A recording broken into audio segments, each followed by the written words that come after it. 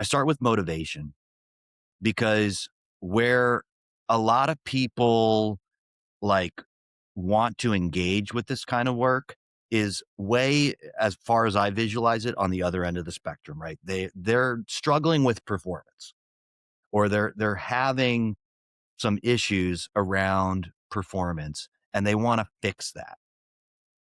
And for me, I think those issues usually that they're dealing with start all the way back to the way that you motivate yourself and the way that you actually build infrastructure around it.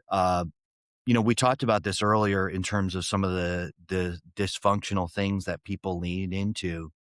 I think most people unconsciously, if they never think structurally about their motivation, they default to scaring the ever living daylights out of themselves to get themselves to do things, right? They tell themselves some kind of version of like, I have like an improv routine where I go out and the first time I'm talking and I'll go to a group of athletes and go, okay, where's a moment where you, especially swimming athletes, where you struggle with your motivation? And some kid inevitably, what do they answer? Oh, morning practice. I woke up, I got to go to, it's the crack of dawn. It's cold outside. I got to go over to the pool. I go, great. Okay. What do you tell yourself to get yourself over there? And inevitably, 9 out of 10 kids will go, well, tell myself I have to go. I have to go, or I'm not going to swim fast, or I'm not going to achieve. And I'm like, okay. Yuck.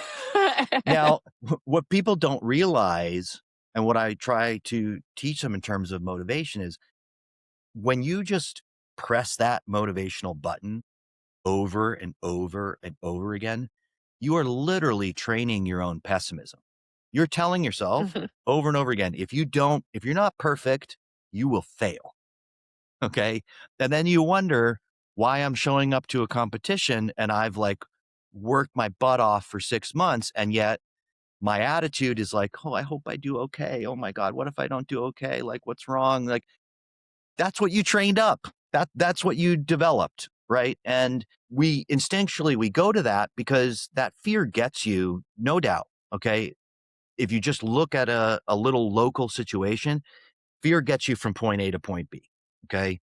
We'll all get our blood pumping if a wild animal's chasing us and we think, we got to survive. That fear will get you, but it does not care about the long term.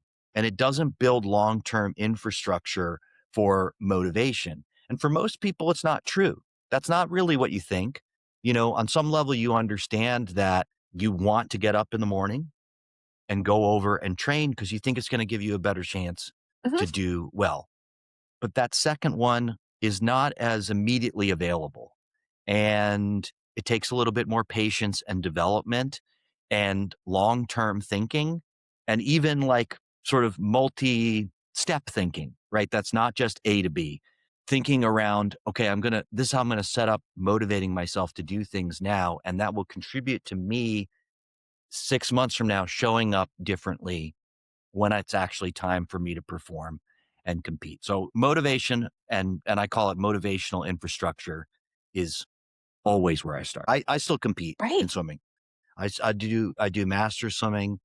Yeah. I have Love swum a that. lifetime best. I'm 42 years old. I swam a lifetime best in the last 12 months.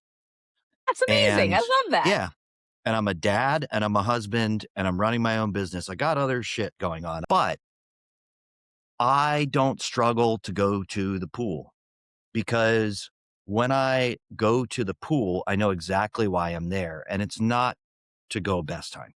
That's something that happens, and I want that to happen, but I am at the pool because I think it makes me better at everything else that I care about.